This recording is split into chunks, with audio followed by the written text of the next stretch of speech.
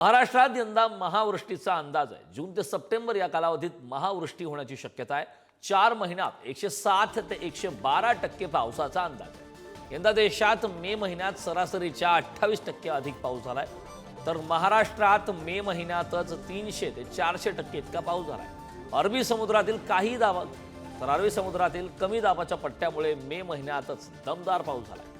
महाराष्ट्रात यंदा मात्र महावृष्टी होण्याचा अंदाज वर्तवलाय, मात्र मध्य भारतात जो 108%पेक्षा तो जास्त राहील। खास करून महाराष्ट्रात 108 ते 112%पेक्षा जास्त पावसाचा अंदाज त्यांनी व्यक्त केला। तसेच जूनमध्ये मात्र कमाल तापमान सामान्यपेक्षा सुद्धा कमी राहील असंही त्यांनी म्हटलंय। वळवाचा पाऊस बोनस म्हणून गणला जाणार। देशात मे महिन्यात सरासरीच्या 28% अधिक पाऊस झालाय, तर महाराष्ट्रात 300 ते 400% झालाय। कारण अरबी समुद्रात तयार झालेला पट्टा रत्नागिरीपर्यंत होता, त्यामुळे महाराष्ट्रात वळवाचा पाऊस हा जास्त झाला।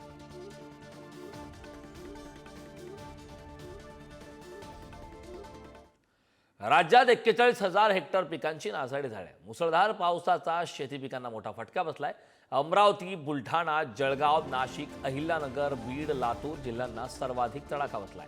कांदा, ज्वारी, मका, भुईमूग, भाजीपाला, टोमॅटोच्या पिकांना मात्र सर्वाधिक फटका बसलाय। कोकणात भात पीक आणि आंबा बागायतीलाही पावसाचा फटका बसलाय। राज्यात झालेल्या मुसळधार पावसामुळे पिकांच्या बाधित क्षेत्रांचा आकडा आणखी वाढून आता 40,949 हेक्टरवर पोहोचलाय। त्यामध्ये उन्हाळी हंगामातील बहुतांश पिके शेतकऱ्यांच्या हातची गेली असून हातातोंडाशी आलेला घास हा पावसाने हिरावून नेल्याने मोठं आर्थिक नुकसान झालंय।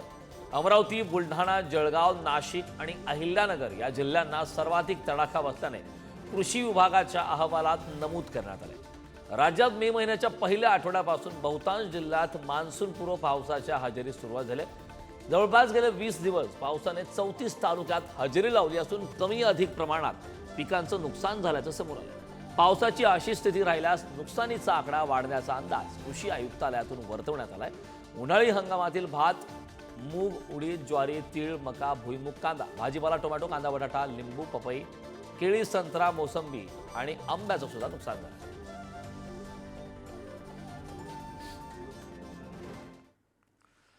या ब्रेकिंग न्यूज नंतर आता घेणार आहोत वेगवान बातम्यांचा आढावा मॉर्निंग सुपरफास्टच्या माध्यमातून।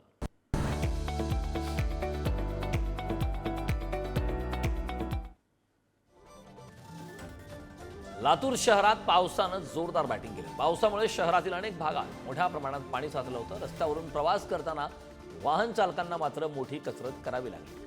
शहरातील काही घरात पावसाचं पाणी शिरल्यानं नागरिकांची तारांबळ उडाली। लातूर जिल्ह्यातील रेणापूर तालुक्यात जोरदार पाऊस झाला, त्यामुळे ओढे आणि नाले दुथडी भरून वाहू लागले। ओढ्याचं पाणी पुलावरून वाहिल्याने 3 मार्गावरील वाहतूक जवळपास 1 ते 1.5 तास ठप्प झाली।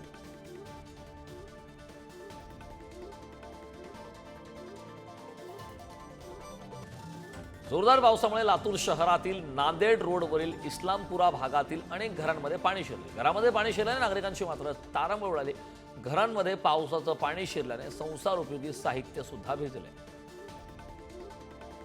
लातूर शहरात जुनागाव भाग परिसरात झालेल्या मुसळधार पावसानं मोठं नुकसान झालं। पावसामुळे रस्त्यांना नदीचं स्वरूप आलं होतं। यावेळी काही दुचाकी या पाण्यात वाहून गेल्या।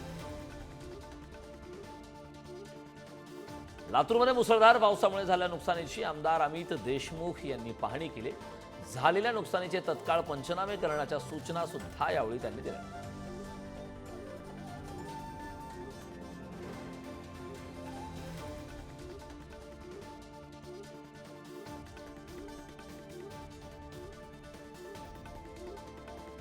नांदेडमध्ये ओढ्याला आलेल्या पुरात तिघींचा बुडून मृत्यू झालाय। पुराच्या पाण्यात आई आणि मुलीसह पुत्नीनं जीव गमावलाय।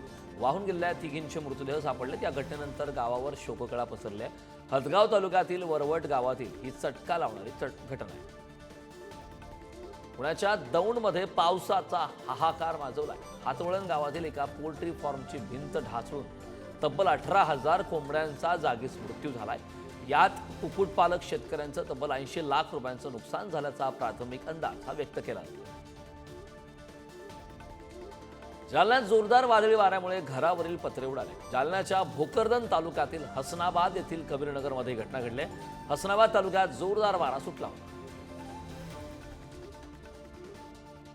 कोल्हापुरातील रंकाळा तलाव परिसराचं सौंदर्य पावसात अधिकच खुलून आलं. तलावाच्या पाण्यावर पडणारे पावसाचे थेंब, दाट धुके आणि गारवा यामुळे पर्यटकांना रमणण होण्यासारखं वातावरण निर्माण झालं. इंदापुरात भादलवाडीच्या ब्रिटिशकालीन तळ्याच्या संरक्षण भिंतीवरून पाणी ओसंडून वाहत होतं. यामुळे तळ्याला धबधब्याचं स्वरूप आलंय. हे तळ्याचे दृश्य पाहण्यासाठी नागरिकांनी मात्र गर्दी केली. सोलापुरात 8 दिवसांपासून पडणाऱ्या पावसामुळे सीना आणि नागझरी नदी परिसरात पूरसदृश्य स्थिती निर्माण झाली होती. नद्या दुथडी भरून वाहत असल्याने परिसरातील गावांना सतर्कतेचा इशारा देण्यात आलाय. शासकीय यंत्रणांच्या सूचनांचं पालन करण्याचं आवाहन करण्यात आलं. अहिल्यानगरमधील खडकी परिसरात मुसळधार पाऊस झाल्यामुळे वाळुंबा नदीत अडकलेल्या 5 जणांना सुखरूप बाहेर काढण्यात यश आलंय. जिल्ह्यात ढगफुटी सदृश्य पावसानं हजेरी लावल्यानं शेतांना नदी नाल्यांचं स्वरूप आलं होतं. या दरम्यान अडकलेल्या 5 जणांना प्रशासनाने सुखरूप पद्धतीनं बाहेर काढलं. मान्सून सोमवारी मुंबई, पुणे, सोलापूर या जिल्ह्यात दाखल झाला. आज मान्सून राज्याचा उर्वरित भाग व्यापेल असा अंदाज हवामान विभागानं वर्तवलाय. राज्यात 31 मे पर्यंत मुसळधार पावसाचा अंदाज आहे. मात्र 1 जून पासून पाऊस कमी होणार असल्याचाही अंदाज आहे. राज्यात झालेल्या मुसळधार पावसामुळे पिकांच्या बाधित क्षेत्राचा आकडा आणखी वाढून 40,949 हेक्टरवर पोहोचलाय. त्यामध्ये उन्हाळी हंगामातील बहुतांश पिके शेतकऱ्यांच्या हातची गेली असून हातात तोंडाशी आलेला घास हा पावसाने हिरावून नेल्यानं मोठं आर्थिक नुकसान झालं. पावसाचं पाणी शिरल्यामुळे नुकसान झालेल्या भुयारी मेट्रो 3 मार्गिकेवरील आचार्य यात्रे चौक स्थानक पुढील 1 ते 2 दिवसात पुन्हा सेवेत दाखल होणार आहे, अशी माहिती मुंबई मेट्रो रेल कॉर्पोरेशनच्या व्यवस्थापकीय संचालिका अश्विनी भिडे यांनी. मिठी नदीतील गाळ काढण्याच्या कंत्राटात केलेल्या घोटाळ्यामुळे मुंबई महापालिकेच्या तिजोरीचे तब्बल 65 कोटी रुपयांचं नुकसान झालं. कंत्राटांमध्ये कथित अनियमितता केल्याप्रकरणी अटक केलेल्या दोघांचा जामीन नाकारण्याच्या आदेशात अतिरिक्त मुख्य न्यायदंडाधिकारी न्यायालयानं हे निरीक्षण नोंदवलं. मुंबई शहरातील 4 मिनी पंपिंग स्टेशन कार्यान्वित नसल्यानं ठेकेदारांवर प्रत्येकी 10 लाखांचा दंड ठोठावलाय. या पंपिंग स्टेशन्सच्या उभारणीचं काम 25 मे पूर्वी निश्चित तारखेपूर्वी पूर्ण होणं अपेक्षित होतं. मात्र ठेकेदारांनी ही काम वेळेत पूर्ण न केल्यानं ही कारवाई आता करण्यात आली. नवी मुंबईतील भाजी मार्केटमध्ये 2 दिवसात भाजीपाल्यांचं प्रचंड नुकसान झालं. पावसामुळे जवळपास 2.5 ते 3 कोटींचं नुकसान झालंय. पावसामुळे खराब झालेल्या 2.5 लाख पालेभाज्यांच्या जुड्या या फेकल्या गेल्या. भाजीपाल्याचे दर जवळपास 30% घसरले.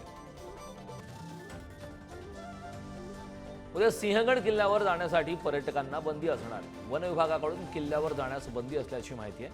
शहर आणि घाट परिसरात सुरू असलेल्या अतिवृष्टीमुळे दरड कोसळण्याचा धोका निर्माण झालाय. त्यामुळे हा निर्णय घेण्यात आला.